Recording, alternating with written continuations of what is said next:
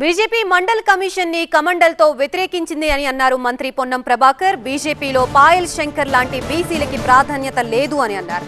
BC రిజర్వేషన్ల bill ఆమోదం కోసం బీజేపీలో బీసీ నాయకులు పోరాడాలి అని అన్నారు పొన్నం ప్రభాకర్. ఇటు 42% బీసీ రిజర్వేషన్ అమలు చేసి స్థానిక ఎన్నికలకి వెళతామని అన్నారు మంత్రి పొన్నం. హోటల్ మేనేజ్మెంట్లో గ్లోబల్ కెరియర్ ప్లాన్ చేస్తున్నారా?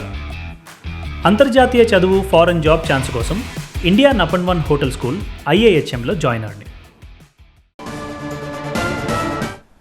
మీరు ఫ్యూడలిస్టిక్ పార్టీ ఆనాడు మండల్ కమిషన్ వస్తే కమండల్ తోటి దాన్ని వ్యతిరేకించిన వాళ్ళు ఇవాళ మళ్ళీ కాంగ్రెస్ పార్టీ తెస్తే పాపం పాయల్ శంకర్ లాంటి వాళ్ళు శాసనసభలో మద్దతు ఇచ్చినప్పటికీ కూడా వాళ్ళ ఆటలను నడవనీయకుండా దీనికి అడ్డం పడే ప్రయత్నం చేస్తున్నారు. ప్రజలు బలహీన వర్గాల ప్రజలు చూస్తూ ఊరుకోరు.